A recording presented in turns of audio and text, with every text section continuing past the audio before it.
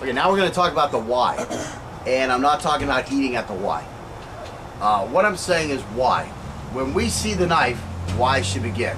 So again, when X happens, I'm going to do Y. That's the why we're talking about. This is critical to coning. Again, when I see the knife, Y should begin. I don't know if you looked at my what was that? A handgun disarm class. But again, you know, we kind of showed that as the guy has the knife out and he's you know, giving us directions or commands, and then we do the defense. For me, that's too late. Okay, it's too late. As soon as you see the gun, your action should start immediately. What does a guy have a gun out in front of you for?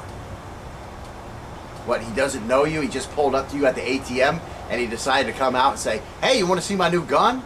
Look, it's a piece of shit made in Brazil, Saturday night special, because I'm an idiot who can't keep no cash and can't go to the range. Maybe there's not even any bullets at it, but I'm here to scare you because I want to steal your money." Do you think that's what he's here for? Or why did a guy pull a gun out on you? Is it loaded? Is it not loaded? Why is it pointing at you? Okay, what more reason, what more impetus for action do you need than a guy has a gun out and he's around me and I don't know? Boom. What do you think is happening? What could possibly be happening where you're at a gas station, you're at an ATM, you're walking out to your car late at night, and all of a sudden a guy has a gun out in front of you? Baby mama drama. Baby mama drama. Okay, another reason to kill him. But anyways, as soon as you see the gun, you got to go into action. Okay?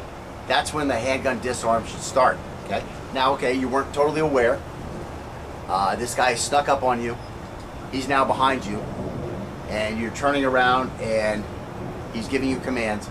And rather than, like, seeing what's happening, you're like thinking in your mind, what's happening? That's a common response. That's usually what happens. What's happening? And you know what happens? Usually the cops get there and they ask the guy, what happened?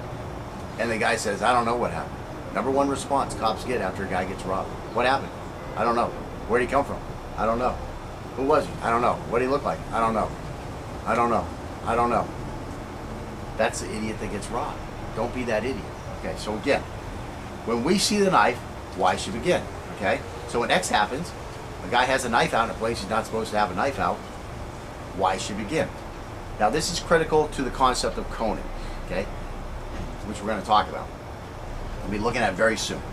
Now when we were doing some of our skill sets recently, we started attacking on a very early X. So we started, as soon as we saw the knife, we started attacking at the guy. We started doing our counterattack, right? So that's what we're really looking at. We want to get this this X to commence the Y as early as possible. Okay, that's what we started. That's why we started doing them like that there, where I would tell Scott, you know, as soon as I pull a knife out, you start your attack. You know, don't sit there and let me talk to you too much. Get it done as early as possible, because that's critical for coning, is to look for the earliest X. That will be your impetus to begin your Y. Okay, that's why we're talking about the Y. That's our action phase. Okay, so again, we started attacking on earlier X during the offensive attacking section in lesson 6. And this is even more critical when we are unarmed versus a knife. When confronted by a threat with a knife, our choices will be along the lines of, again, we're confronted by a threat with a knife. Our choices will be along the lines of 1, hastily retreat from the area. Run. Smart thing to do. Okay? If you have room and you think you can outrun this guy, that's what you want to do. 2, we can continue our attempt to defuse the situation while readying ourselves to defend or counter if the threat attacks. So again, oh my gosh, what do you want? What do you have the knife out for? Oh, you want my money? Okay, here, I'm going to give you my money. No problems. Here's the money. And you give the guy the money. Or you continue to stay ready and plan your attack, which in the handgun defenses, that's what a lot of it was. We got that movement going. It allowed us to start turning off the line of attack, and then we came in and we grabbed the gun as we stepped off his line of attack. So again, we can continue our attempt to defuse the situation while readying ourselves to defend or counter if the threat attacks. Okay, so what's our other choice when a guy has a knife in front of us? We can attack immediately, or at least the sooner the better. Okay, that's something else. That's where coning comes in. Or number 4, we can defend, counter when the threat attacks. We just sit there and wait, and then when he attacks, go into a zone defense. Okay, so we believe that choice number 3 is best because it keeps us from having to react to the threat and forces him into the reactionary phase. So boom, there's a knife, boom, we attack. Immediately, guess what? Who's in the reactionary phase? The guy being attacked. Who's the guy being attacked? It ain't us. It's him. It's what you want to do. It's an ambush, right? What do you have to do? You have to attack. That's all there is. There ain't no choices here. Proven in thousands of years of combat. It's the only choice. What are your other choices? Run like a bitch. And I mean bitch in a sincere way. 2, just sit there and try to talk this guy down. Or 4, just sit there and wait for him to attack. Which choice sounds the best? Which one's going to leave you the next day walking into work dragging 2 big balls behind you? Isn't that where you want to be? Self-actualization. It's the highest thing on Maslow's hierarchy. That's where you want to be, man. Maybe I'm fucking crazy, but you know, I want to be self-actualized. Alrighty. Most of you probably don't know what the fuck I'm talking about. Should have gone to college. Alright, so anyways, now this requires a lot of skill, okay? Which can only be attained by a lot of practice. And this level of skill must be maintained with continued practice at regular intervals. That's like I talked about the jiu-jitsu style I had studied. One of the jiu-jitsu styles was Kodokan Jiu-Jitsu. The old saying in Kodokan Jiu-Jitsu is senior teaches junior. Well, why do you want to make sure when you learn this stuff that you find somebody to teach? So that you can keep practicing. That's the whole thing. When you're teaching somebody else, guess what? You have to practice. That's why I'm such a cheap-ass karate instructor. And that's one of the nice things is I get to pick my students, you know. Some asshole comes up and says, I want to learn karate. Well, I don't have a karate studio that I'm trying to earn my living with, so I can tell that guy to go F himself. You know, I had a guy out here that I was teaching handguns to, and I finally decided that even though this guy had been in the Army before and was holding an adult job, you know, I finally decided this guy's a freaking head case. I ain't teaching this guy how to go out and kill people, you know. One of the last things I want is to see, you know, you see these guys, especially right now, I mean, people are out shooting everybody these days. You know, I don't want one of my students to be out there shooting people because, you know, he's going to break a new record. You know, the guys I teach, they're going to know how to get the job done. I mean, one of my guys goes crazy.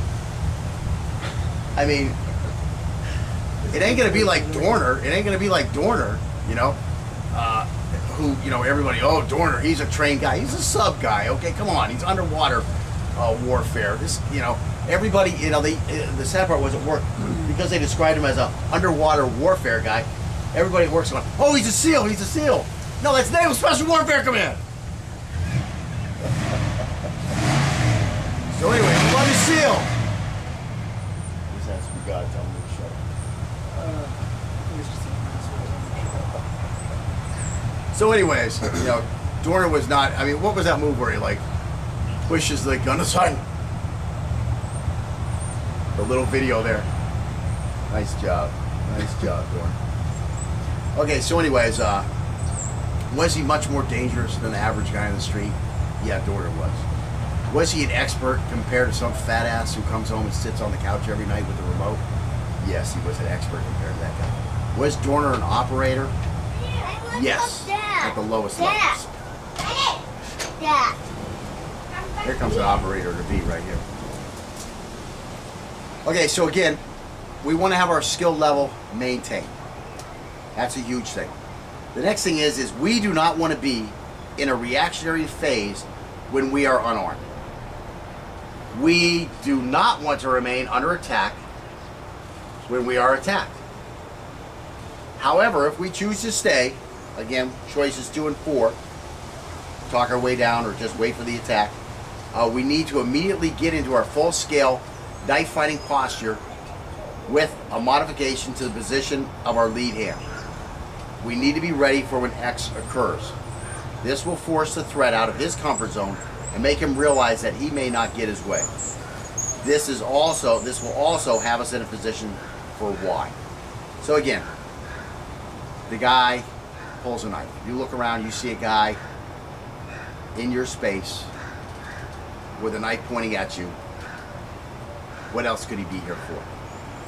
He's here to threaten you or cause you harm. So what do we need to do? We need to get into our Y phase. We need to immediately attack that guy. Well, let's say we don't do that.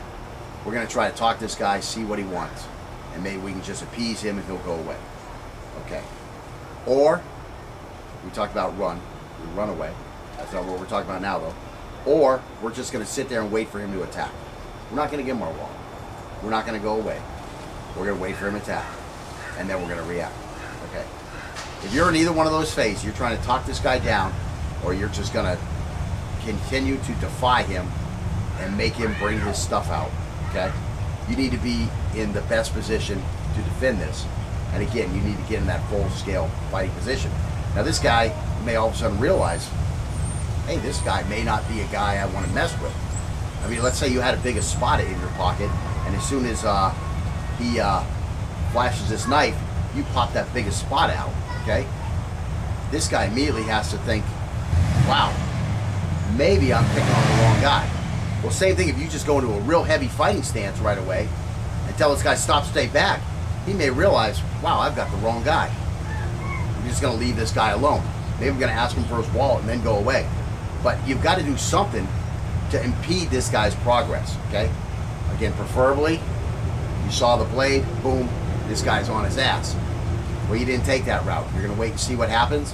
Well, you can't just stand here like, hey, man, what do you want? No, you got to get into a stance. What do you want? What do you want? Get out of here, man. Leave me alone. Okay? And we're going to look at that now. So again, to obtain an empty hand versus knife position, we're going to use our regular knife fighting position, and we're simply going to position our knife hand, what would have been our knife hand, the same way we position our empty hand, being careful not to limit our field of vision. When we begin our Y, we will probably be blocking an edged weapon. Thus, when we do, it is very important that we use the back of our forearms so that we do not expose the arteries located in the forearm and upper arm. From here, we're going to use our forearms like sticks, and we're going to strike at the forearm of the attacking hand. When we immediately try to, we then immediately try to trap the attacking limb's forearm with our forearm while we attack with our free hand. Again, we did a little bit of this when we were looking at the Folsom Prison attack. You know, we learned about getting the hand down, and we learned about, as the knife is retracting, to try to get something in this guy's eyes. So we've already seen this a little bit, which, as you might have noticed in this course, we always see it a little bit, and then we kind of forget about it, and then we bring it back.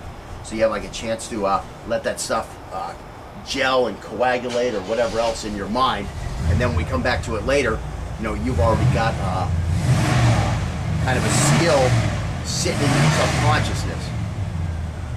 Again, so when we attack with our free hands, it's very important to attack the threat's eyes so that we further disable his ability to effectively attack us.